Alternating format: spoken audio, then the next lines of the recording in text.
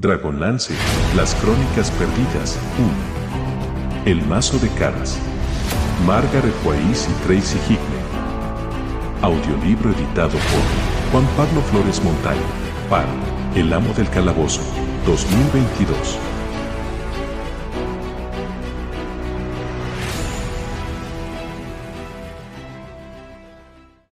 ¡20! Héroe renacido. Una complicación imprevista. Un contingente de 12 enanos y Lars avanzaba de frente por el corredor. Todos excepto uno vestían cota de malla y un pesado peto de armadura encima. La excepción era un enano sucio y con aspecto de estar enfermo que llevaba grilletes en las muñecas. Mientras los Hilars hacían frente a los extraños, ese enano se sentó pesadamente en el suelo, como si estuviese exhausto. Uno de los Hilars se paró para ponerle la mano en un hombro mientras le decía algo. El enano con aspecto de estar enfermo asintió con la cabeza, como si le asegurara a su compañero que se encontraba bien. Algunos de los Hilars blandían espadas y otros empuñaban lanzas, además del martillo de guerra que llevaban colgado de un correaje a la espalda. Varios sostenían faroles que irradiaban una extraña luz verdosa que alumbraba una amplia área. Los enanos caminaban despacio, pero a paso regular, corredor adelante. Al irse acercando, uno de ellos se adelantó al resto. Iba equipado con armadura igual que sus compañeros, pero, a diferencia de ellos, vestía un tabardo encima de la armadura.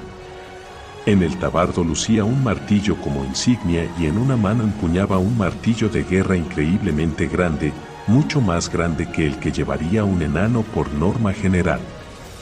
A lo largo del mango e incluso en la cabeza del martillo, se habían grabado runas de alabanza a Reorx, forjador del mundo. Stun miró de hito en hito el martillo y se acercó a Tanis. «Ese es el mazo de caras», dijo el caballero en voz baja. «Lo he reconocido por haberlo visto en cuadros antiguos». «Tienes buena vista, humano», dijo el enano en común. Alzó el mazo y lo contempló con cariño. «Este no es el verdadero mazo, sino una réplica. Encargué que me lo hicieran cuando tomé mi nombre, porque soy Caras», manifestó enorgullecido. «Arman Caras. Caras el menor. Caras renacido. Algún día me será otorgada la capacidad de saber cómo hallar el verdadero mazo. Hasta ese día, empuño este como un recordatorio para todos de que estoy destinado a la grandeza». «Dioses benditos», masculló Sturm. No osó mirar a Tanis. Arman Caras era más alto que otros enanos. Era el enano más alto que Tanis había visto en su vida y tanto por físico como por estatura podía rivalizar con Caramon entre los humanos. Tenía los hombros anchos, así como el torso, en tanto que las piernas eran gruesas y musculosas. El largo y negro cabello le llegaba más abajo de los hombros. La negra barba trenzada le sobrepasaba la cintura. Llevaba puesto un yelmo con gemas engarzadas y marcado con el símbolo del martillo. Arman y sus soldados se detuvieron a unos 20 pasos de los compañeros. Los otros Hilars observaban al grupo con una mezcla de sorpresa y suspicacia. Arman los miraba sosegadamente. Les hizo una seña a algunos de sus guerreros. «Id a ver qué ha sido ese ruido». Los soldados partieron y pasaron corriendo junto a los compañeros, a los que lanzaron miradas desconfiadas. «Ese ruido que habéis oído era la puerta norte al abrirse», dijo Flint, que cambió del común al lenguaje enano. Arman le lanzó una fugaz ojeada y después miró a otro lado mientras esperaba el regreso de sus soldados. Volvieron pronto, a toda prisa, e informaron que la puerta norte estaba abierta y que no podía cerrarse de nuevo porque estaba hecha añicos al pie de la ladera.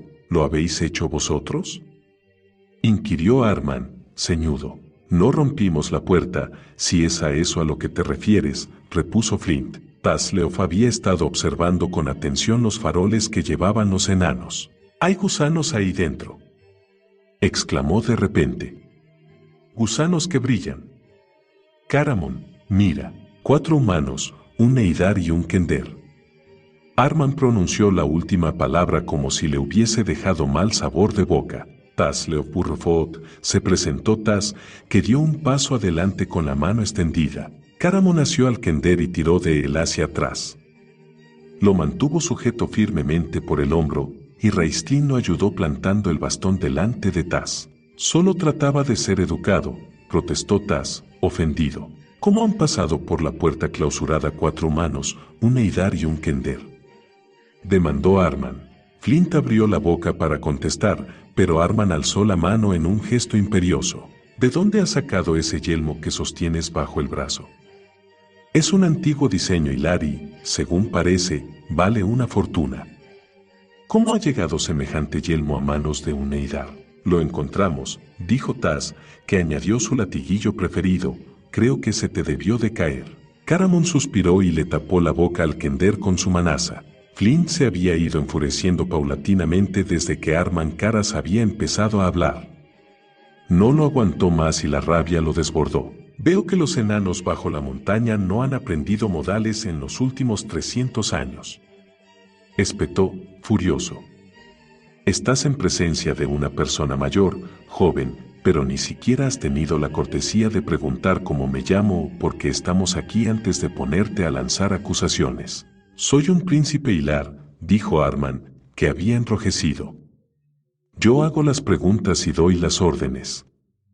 Con todo, dijo tras una pausa que indicaba que quizá no estaba tan seguro de sí mismo como hacía ver, permitiré que os expliquéis, si es que podéis. Decid vuestros nombres. Soy Flint, hijo de Durgar, nieto de Regar Fireforge. Un enano de las colinas, añadió, casi gritando las palabras, como lo fueron mi padre y mi abuelo antes que yo. ¿Quién es tu padre, Arman Caras, para que afirme ser un príncipe? Soy, como he dicho, Arman Caras, hijo de Onfel, San de los Hilar. Soy el héroe renacido de los enanos. Cuando me fue dado este nombre, una luz sagrada me rodeó. El espíritu de Caras entró en mi cuerpo. Soy su encarnación y, como tal, estoy destinado a hallar el mazo, unificar las naciones enanas y hacer a mi padre, Onfel, rey. Mientras Arman proclamaba su importante legado, Tanis reparó en que alguno de los Hilars ponían los ojos en blanco. Varios parecían sentirse abochornados. Uno masculló algo entre dientes y los que estaban cerca de él esbozaron una sonrisa. Su regocijo cesó rápidamente cuando Arman miró de casualidad en su dirección. Flint se atusó la barba. No sabía qué decir a eso y por ello decidió retomar el asunto de la puerta. Como te he dicho, Arman Caras, la puerta se abrió para nosotros. No hemos tenido nada que ver en su destrucción. El saliente en el que debería haberse apoyado el bloque de granito se había desmoronado con el paso del tiempo. El mecanismo empujó la puerta más allá del borde, el eje no pudo soportar la tensión generada por el peso del bloque de granito y se partió. La puerta cayó al fondo de la garganta. ¿Cómo habéis encontrado la puerta que ha permanecido oculta durante 300 años, Flint Fireforge?, demandó Arman Caras, fruncido el entrecejo. Seguía utilizando el común para que todos pudieran entender. ¿Y con qué medios entrasteis tú y tus compañeros humanos? Y Kender, murmuró Tasleov bajo la manaza de Caramon. Me deja fuera todo el tiempo. Ilusiones, masculló Caramon. Nos guió esto, contestó Flint, que sostuvo en las manos el yelmo de Grayen. Mis amigos lo encontraron en el Monte de la Calavera. Yo encontré el yelmo en el Monte de la Calavera, lo corrigió Raistlin, que hizo una leve inclinación de cabeza a Arman Caras. Soy Raistlin Majere y este es mi hermano, Caramon. El guerrero hizo una torpe y brusca reverencia. Supe de inmediato que el yelmo era mágico, prosiguió Raistlin. Estaba poseído por el espíritu de su difunto dueño, muerto en batalla. Se llamaba Grayen, hijo de Duncan. Arman dio un grito y se llevó la mano a la espada al tiempo que retrocedía un paso. Sus hombres se agruparon a su alrededor en medio de un clamor de gritos, y las graves voces resonaron en la cámara. Caramon llevó la mano a la espada, al igual que Sturm. Miraron a Flint, que parecía tan desconcertado como cualquiera de ellos. Esa no era la reacción que habían esperado. Habían dado por sentado que serían aclamados como héroes por llevar de vuelta el yelmo del príncipe muerto. En cambio, parecía más probable que se vieran obligados a luchar para salvar la vida. Arman hizo que cesara el tumulto con un gesto imperioso. Miró fijamente el yelmo con expresión torva, severa, y luego volvió a mirar a Raistlin, un hechicero humano.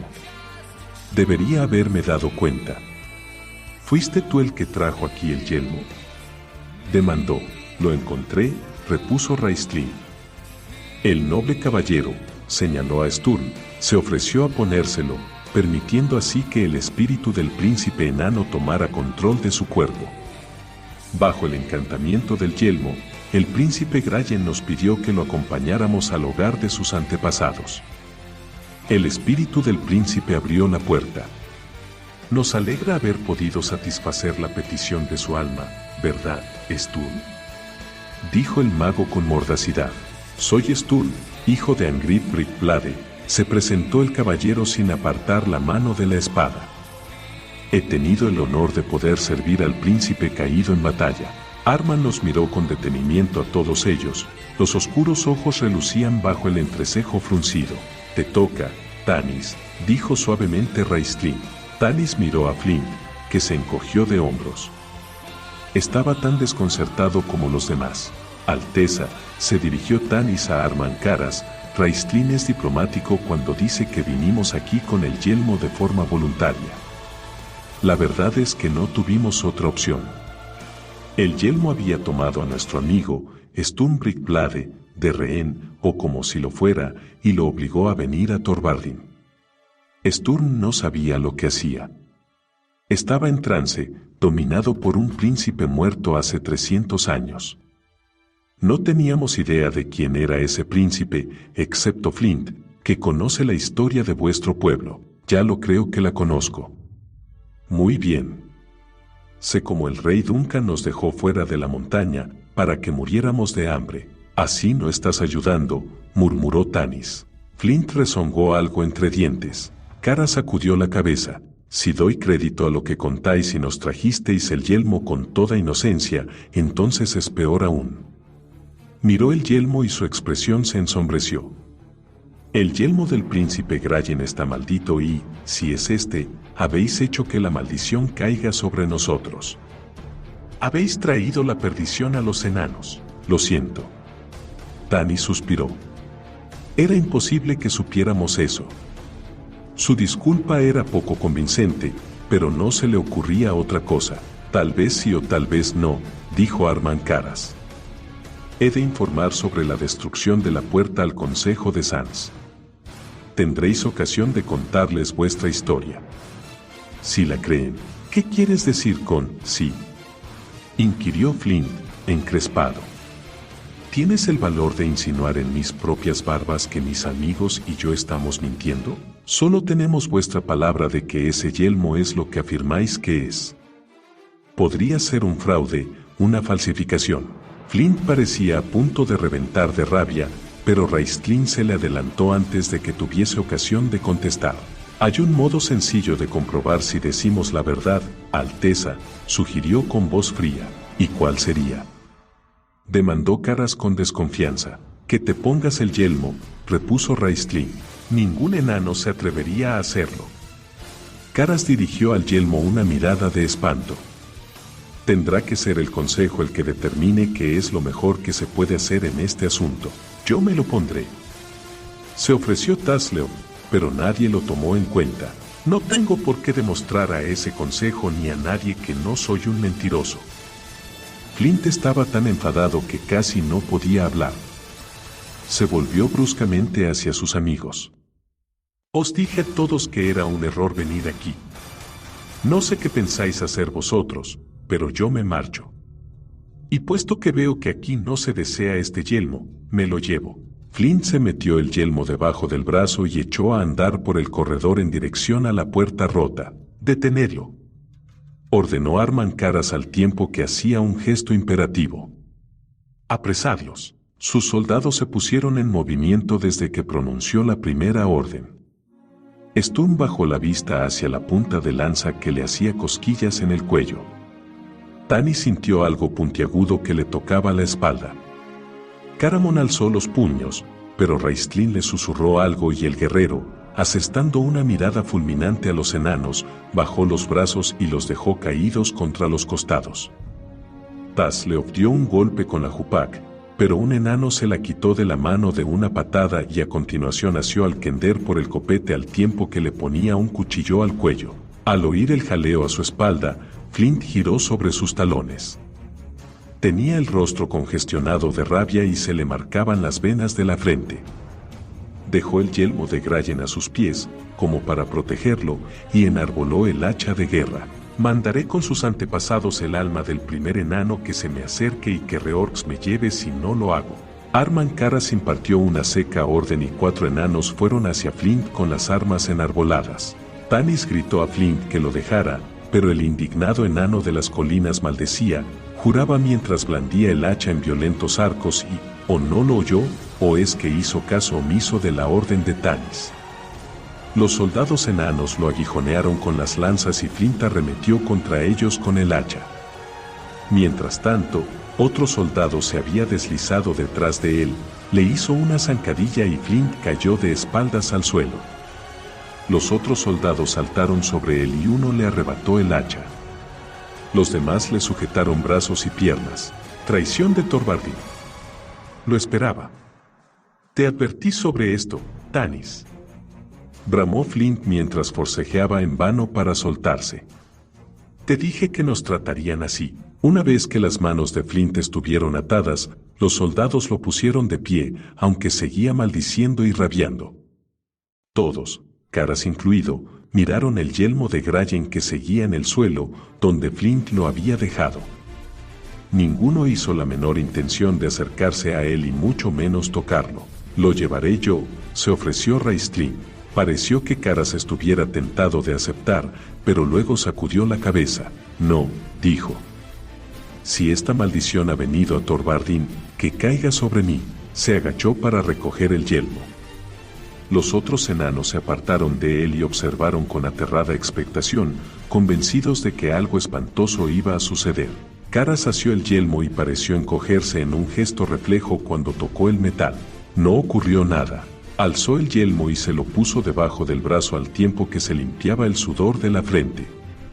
Hizo un gesto a sus compañeros. Desarmadlos y atadlos bien. Los enanos los maniataron a todos excepto a Raistlin, que les prohibió que lo tocaran. Lo miraron de soslayo, intercambiaron una mirada entre ellos y lo dejaron en paz. Arman se paró para ayudar a levantarse al enano enfermo y después encabezó la marcha por el oscuro pasadizo. Tanis, a quien los usó una lanza para que anduviera, fue tras él. Supongo que no es un buen momento para pedirles que den asilo a 800 humanos, murmuró Raistlin, que caminaba a continuación. El semielfo le asestó una dura mirada. El enano que iba detrás de Tanis volvió a azuzarlo en la espalda. No te pares, escoria, ordenó en lenguaje enano. Se internaron más y más en la montaña llevando consigo la perdición de los enanos, y probablemente la suya. 21. Fe, esperanza y Hederic. Los refugiados avanzaban penosamente por el estrecho paso. La marcha era lenta y agotadora porque tenían que ir abriéndose paso entre rocas y peñascos, siempre pendientes del encapotado cielo gris sobre sus cabezas. No veían dragones, pero sentían su presencia de forma constante. El miedo al dragón que irradiaba de los reptiles no era fuerte, ya que las criaturas volaban alto, ocultas por las nubes, pero el temor era un peso añadido para los ánimos y los hacía caminar más despacio. El paso es demasiado peligroso para que entren los dragones. ¿Por qué correr riesgos?, le dijo Ribewind a Elistan. Solo tienen que esperar a que salgamos de aquí, cosa que habremos de hacer antes o después porque no nos quedan vituallas para mucho tiempo. Una vez que salgamos a terreno abierto, nos atacarán y no sabemos a qué distancia estamos de Thorvaldin o incluso si habrá refugio para nosotros cuando lleguemos allí. Siento el miedo como una sombra en el corazón, contestó el clérigo, y sin embargo, amigo mío, las sombras las crea la luz del sol que tienen detrás. Hay otros ojos que nos contemplan y velan por nosotros. No estaría de más recordarle eso a la gente. Entonces más vale que me lo recuerdes a mí antes, dijo Ribewind. Mi fe en los dioses está siendo puesta a prueba en exceso, lo admito. La mía también, dijo Elistan en tono sosegado y Ribewind lo miró con gran asombro. El clérigo sonrió. Parece sorprendido de oírme decir eso. Llegar a tener fe en los dioses no es fácil, amigo mío. No los vemos, no los oímos. No caminan a nuestro lado como padres protectores en exceso que nos miman y nos consienten y nos llevan de la mano para que no tropecemos y caigamos. Creo que si lo hicieran así enseguida nos enfadaríamos y nos rebelaríamos. ¿Es malo dudar de ellos? Dudar es algo natural. Somos mortales. Nuestras mentes son como un grano de arena comparadas con las de los dioses, que son tan grandes como el cielo. Los dioses saben que no podemos comprender su clarividencia. Son pacientes e indulgentes con nosotros, y aún así arrojaron una montaña de fuego contra el mundo, como castigo, adujo Ribewind.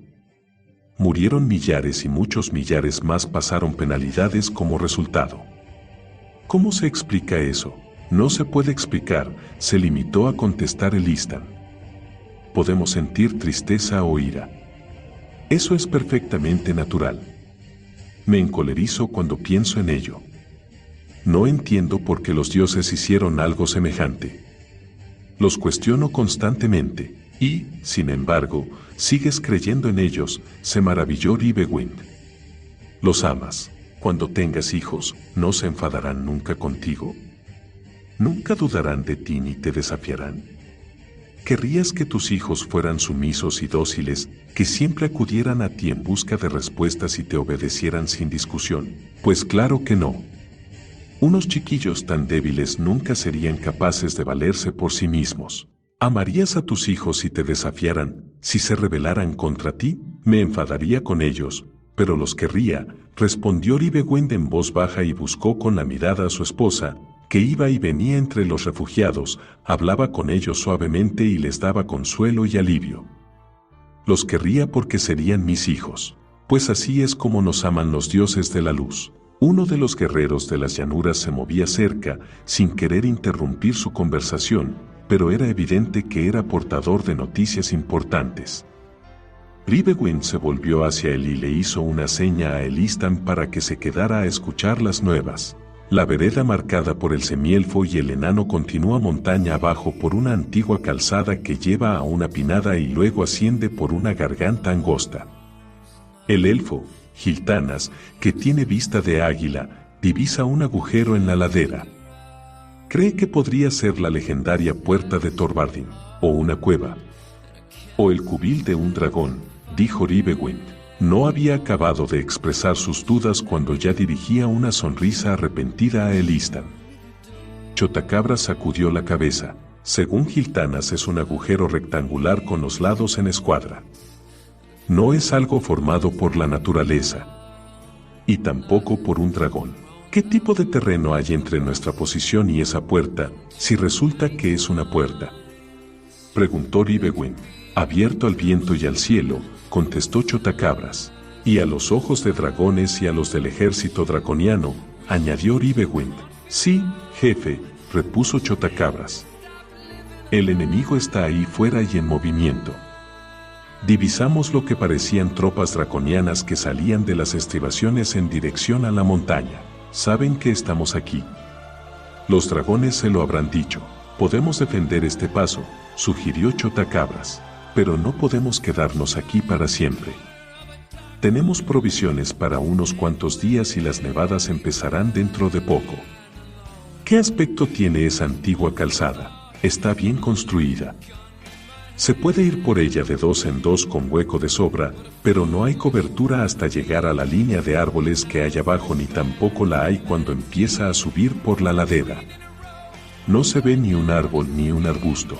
Ribewind sacudió la cabeza con aire pesimista. Vuelve y seguid vigilando al enemigo y ese agujero en la cara de la montaña. Informadme si alguien sale o entra.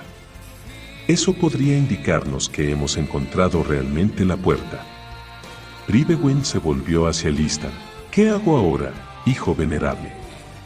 Parece que hemos descubierto la puerta de Thorvardin, pero no podemos llegar a ella. Los dioses nos dan su bendición con una mano y con la otra, una bofetada. El Istan iba a contestarle algo cuando Goldmon se les acercó. Pues espera a escuchar esto, dijo. Era evidente que estaba enfadada. Tenía los labios apretados y los azules ojos echaban chispas. ¿Qué nuevo problema me traes, esposa? Preguntó con un suspiro. Un viejo problema, Hederic. Porque no le haría perder el equilibrio mi Sakal cuando cruzaba esa cornisa. Goldmon cayó en la cuenta de que el Istan estaba allí y se puso colorada. Lo siento, hijo venerable, sé que está mal pensar esas cosas. Hederic es muy capaz de poner a prueba hasta la paciencia de un dios, dijo el Istan en tono duro. Estoy seguro de que mi Sakal debe de haber estado tentada de hacer exactamente eso.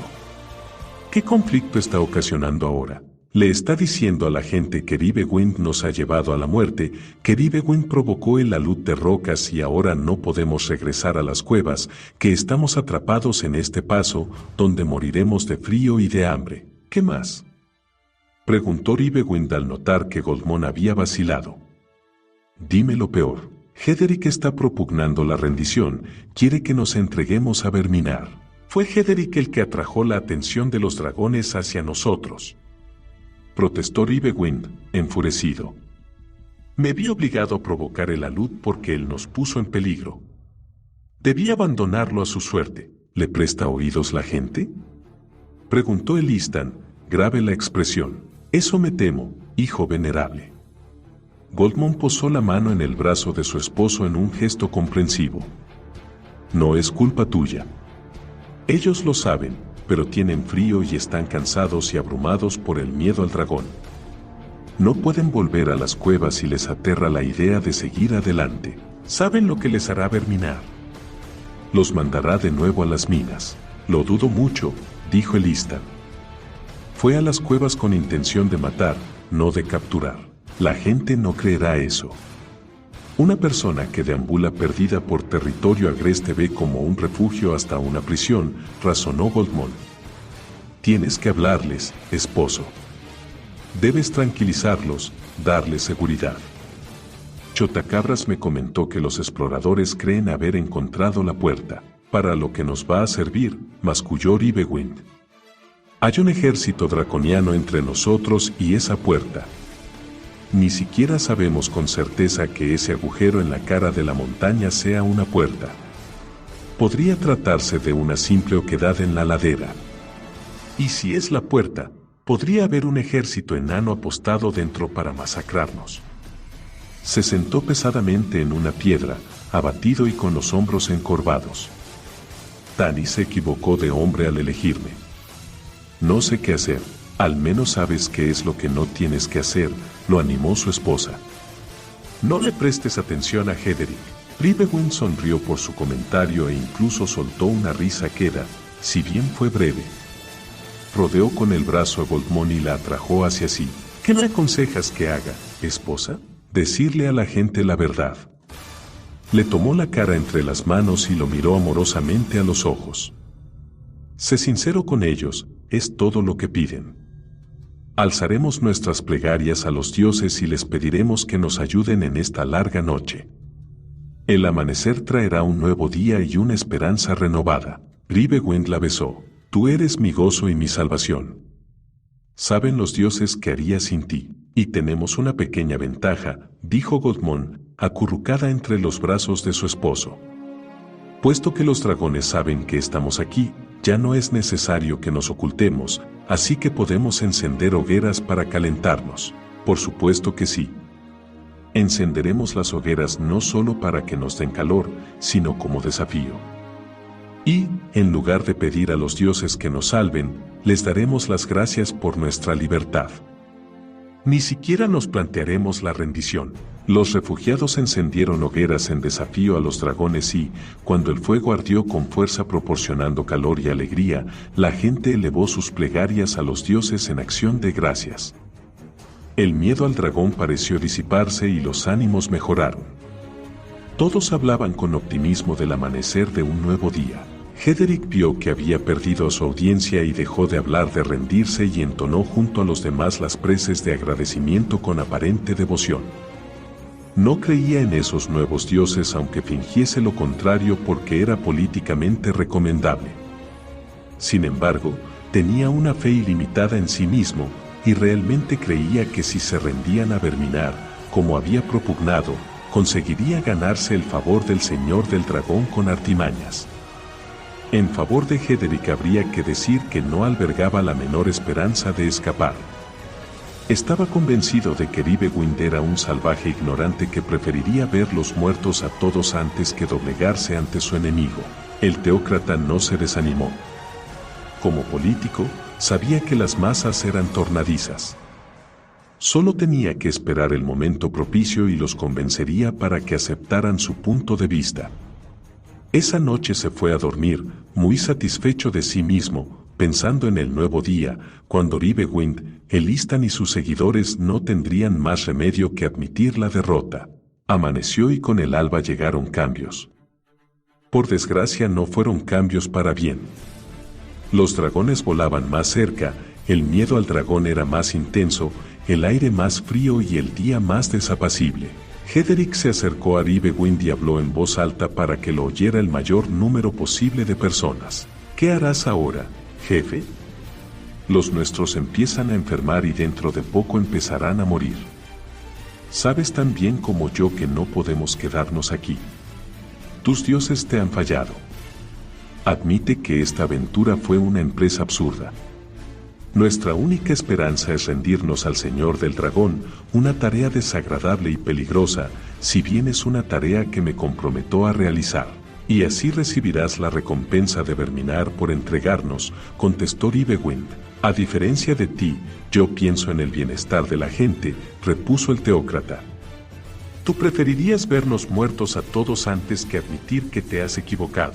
Lo cierto es que Ribewind habría visto con alegría la muerte de uno de ellos, pero guardó silencio. ¿Acaso esperas que los dioses realicen un milagro?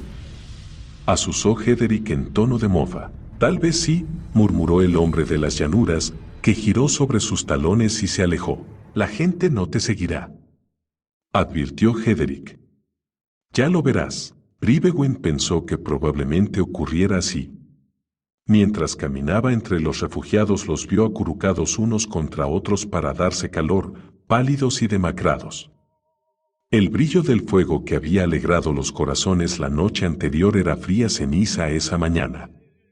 Tenían comida y agua suficiente para unos cuantos días más o menos los que emplearían en llegar a esa puerta, si es que era una puerta y si es que los enanos los dejaban entrar. Sí.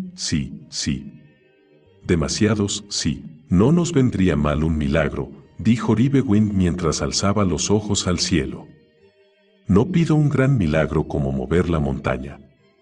Bastaría con uno pequeño. Algo frío y húmedo le cayó en la cara. Ribewind se llevó la mano a la mejilla y sintió como se deshacía un copo de nieve. Otro le cayó en un párpado y otro más en la nariz. Alzó la vista hacia las nubes grises, a la masa de copos blancos que caían flotando perezosamente del cielo. En lugar de un milagro, los dioses les mandaban más pruebas. La nieve atascaría el paso.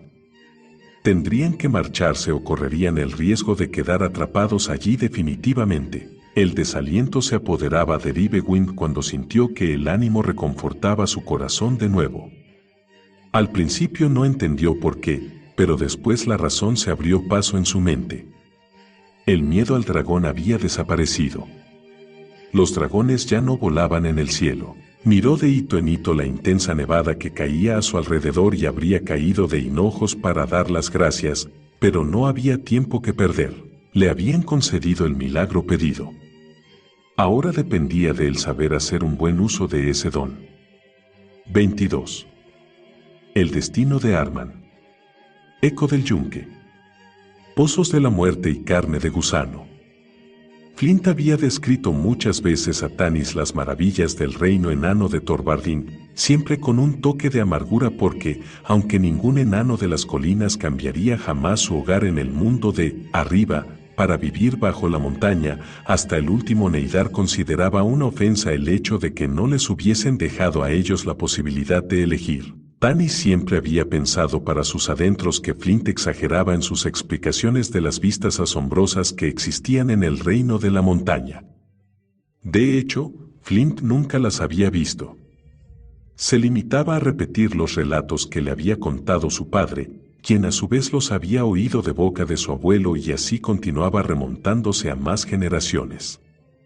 Flint estaba convencido de que en Thorvardin se guardaban riquezas inmensas que les habían sido negadas a él y a su pueblo, así que cada vez que había contado que existía una ciudad construida en su totalidad dentro de una estalactita gigantesca, Tanis procuró siempre disimular una sonrisa. Ahora, mientras recorría las calzadas bajo la montaña, Tanis empezó a pensar que había sido injusto con su amigo. Mientras que los humanos construían edificios con piedra poniendo un bloque sobre otro, los enanos excavaban los edificios en el interior de la roca, sacando piedra en lugar de amontonarla, de manera que todas las estructuras parecían entrelazarse unas a otras en bellas formaciones que estaciaban. Al dejar atrás la puerta entraron en un inmenso vestíbulo sostenido por pilares redondos.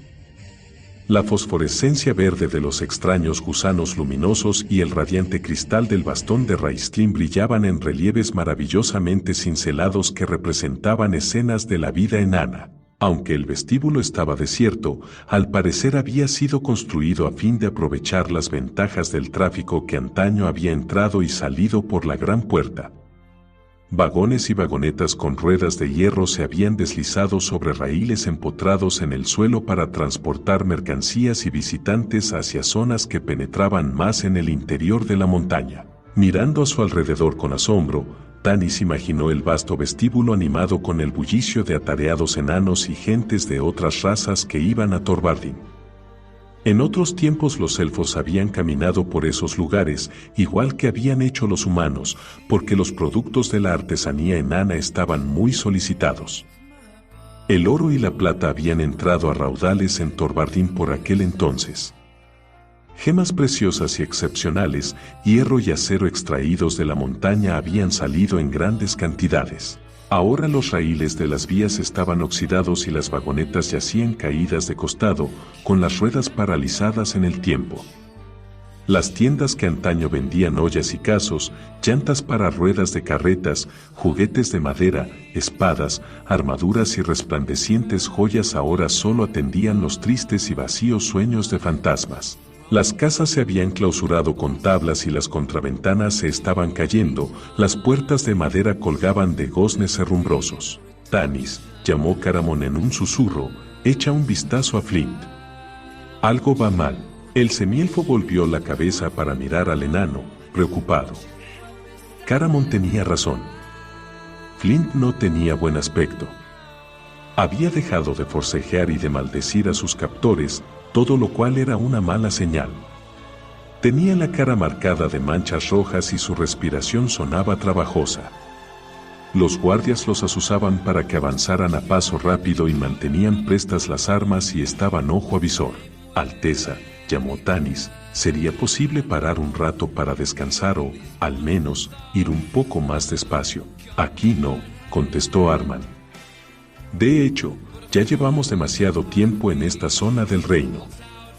Vinimos para liberar a mi hermano, Pico, añadió a la par que señalaba al enano enfermo que caminaba a su lado. Oímos el ruido de la puerta y nos acercamos a investigar, pero ahora debemos irnos antes de que vengan más Teiwars. ¿Así que esta parte del reino está gobernada por los Teiwars?, preguntó Tanis, que miró a Flint de soslayo, pero su amigo no parecía prestar atención a lo que hablaban. ¿Están en guerra los Teiwars y los Ilars? Aún no, contestó Arman, serio. Pero solo es cuestión de tiempo. ¡Qué suerte la nuestra!, masculló Sturm. Guerra bajo la superficie al igual que arriba. Tanis estaba pensando lo mismo y se preguntaba cómo afectaría ese conflicto entre enanos a su propia causa, cuando de repente, con sobresalto, se dio cuenta de que Raistlin se había puesto a su lado, muy cerca. El semielfo olió el inquietante olor a pétalos de rosa y a putrefacción y reculó un poco sin poder evitarlo. «Quiero hablar contigo», semielfo, dijo el mago. A propósito de los Teywars, ¿no te resulta extraño que no parecieran sorprenderse al vernos? Compara su reacción con la de Armancaras y sus soldados. Para ser sincero, no me fijé en la reacción de los Teywars, aparte de las espadas que llevaban empuñadas. Claro, respondió Tanis. Esto no es algo para tomárselo a broma, lo reprendió Raistlini. Antes de que Tanis pudiera decir nada más, se apartó con enojo y se situó de nuevo junto a su hermano. El semielfo suspiró.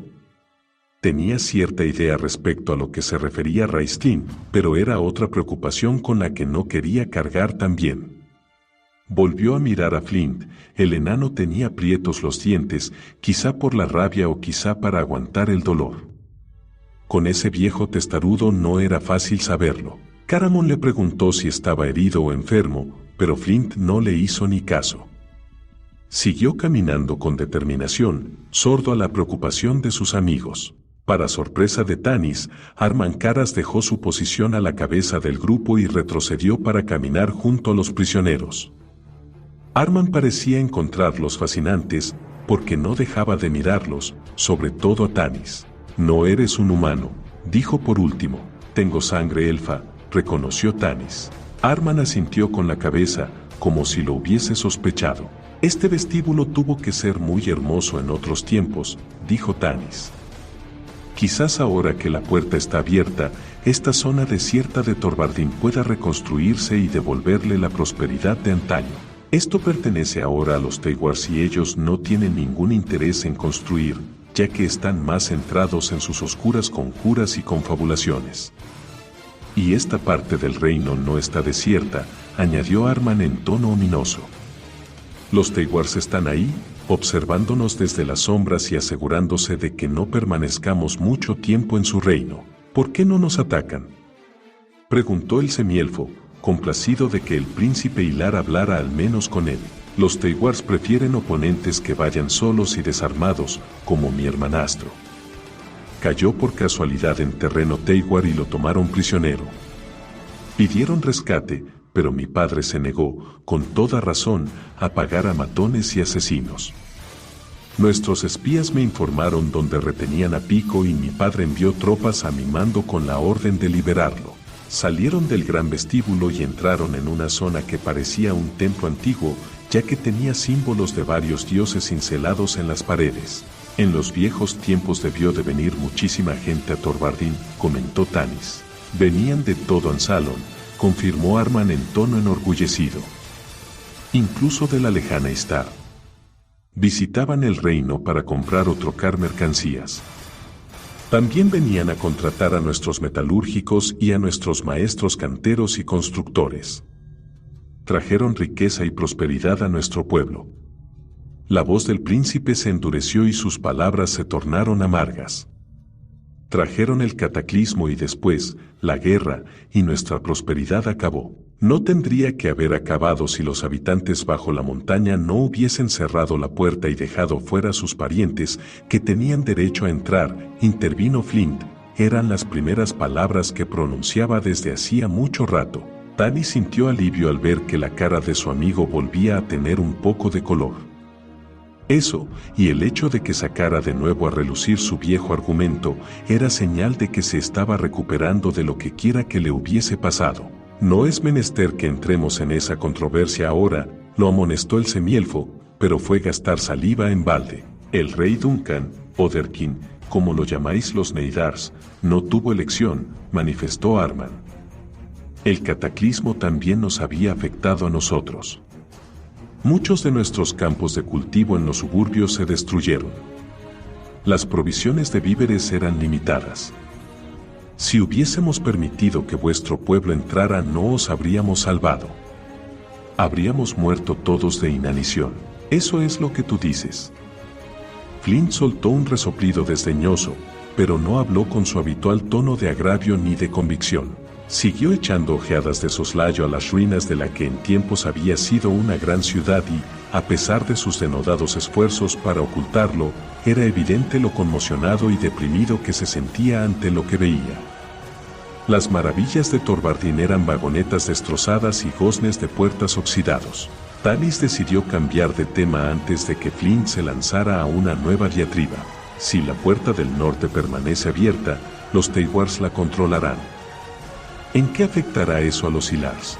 La puerta no permanecerá abierta, fue la rotunda respuesta de Caras.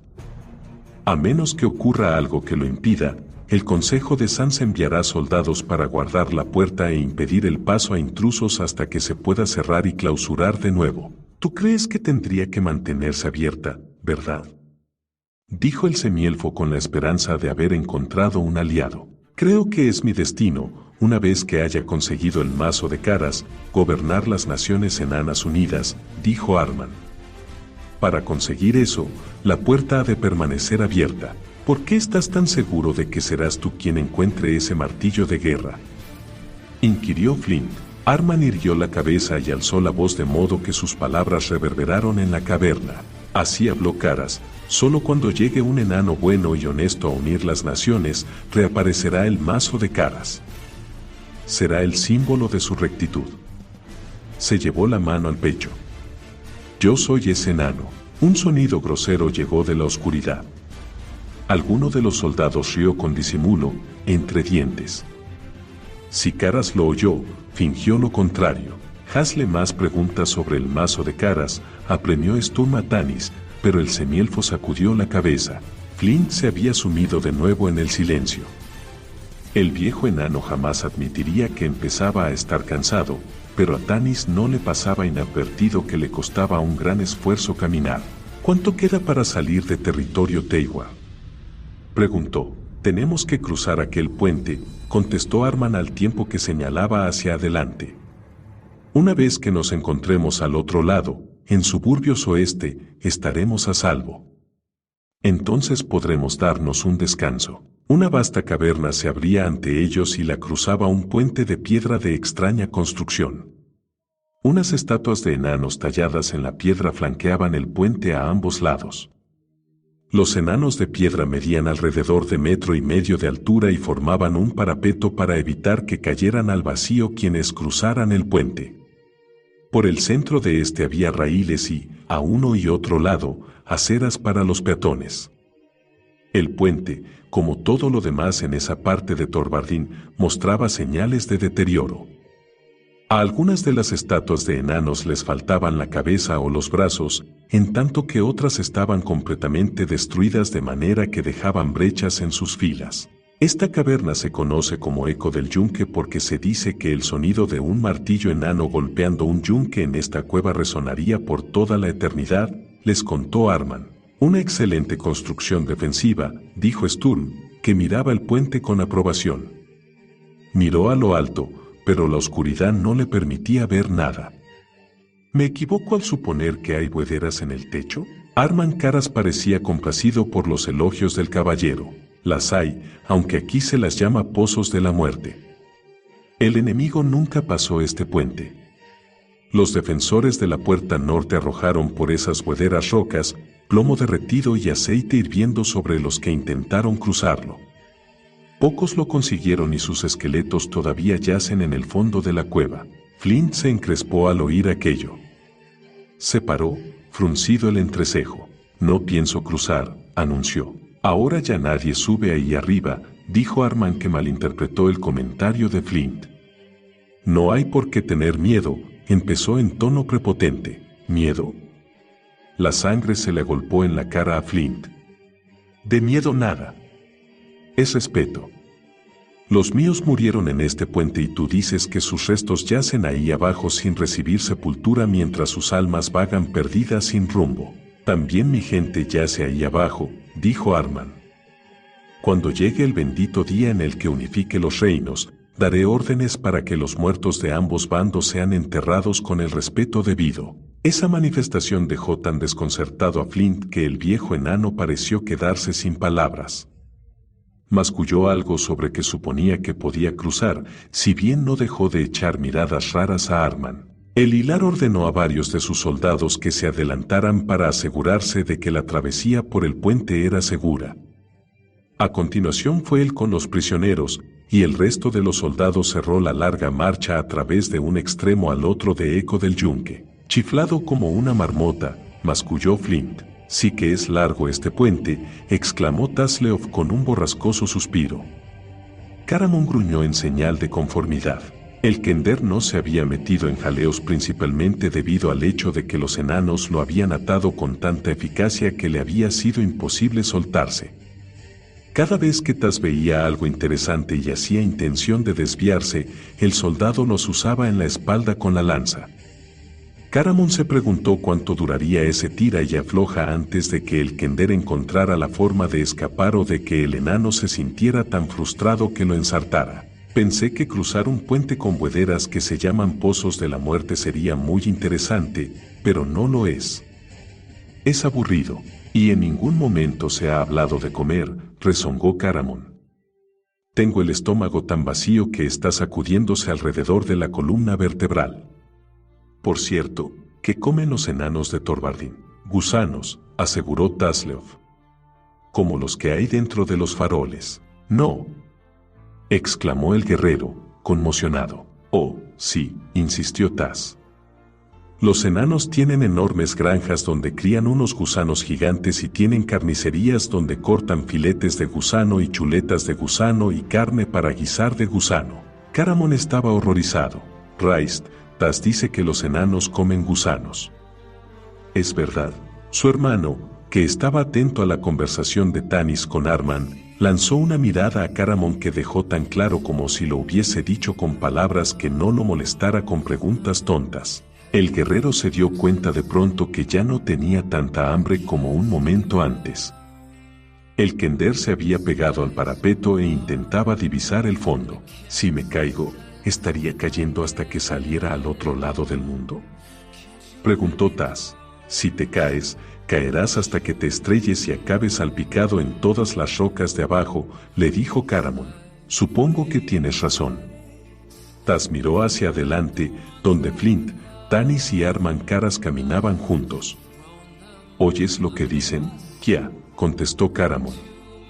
Es imposible oír nada con todo ese pataleo de botas y golpeteo de armaduras. Estos enanos hacen tanto ruido como un festival ogro. Y no hablemos ya del trueno, abundó Tas. ¿Qué trueno?, preguntó Caramon, que lo miró desconcertado.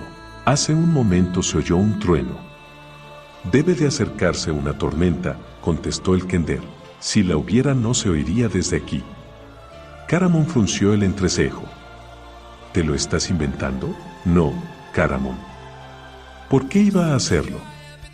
He oído tronar y noté en los pies lo mismo que se siente cuando cae un rayo. Ahora también lo oyó Caramon. El guerrero alzó la vista hacia la oscuridad. Eso no son truenos, Raistlin, cuidado. Arrojándose hacia adelante, Caramon derribó a su hermano y lo cubrió con su cuerpo para protegerlo justo cuando un enorme pedrusco se estrellaba en el sitio donde antes se encontraba el mago. La piedra aplastó dos estatuas de enanos y abrió una gran brecha en el parapeto antes de precipitarse en la oscuridad. Los hilar se dispersaron cuando otro pedrusco salió lanzado detrás del primero. Ese salió desviado y pasó lejos del puente. Oyeron al primero llegar con un fuerte impacto al fondo y romperse en pedazos. Raistlin, apaga esa luz, gritó Tanis. Que todo el mundo se eche pegado al suelo. Dulac, dijo Raistlin, y la luz del cristal del bastón se apagó. Los enanos hicieron lo mismo con los faroles y quedaron inmersos en la oscuridad. Tampoco es que vaya a servir esto de mucho, gruñó Flint. Los Teiwars ven mejor a oscuras que con luz. Solo es cuestión de apuntar para dar en el blanco. Creía que habías comentado que el acceso a las buhederas era infranqueable, le dijo Tanis a Arman. Lo era. El cabecilla enano era el único que seguía de pie y miraba hacia arriba con estupefacta indignación. Los Teiwars tienen que haberlo reparado, aunque eso es raro.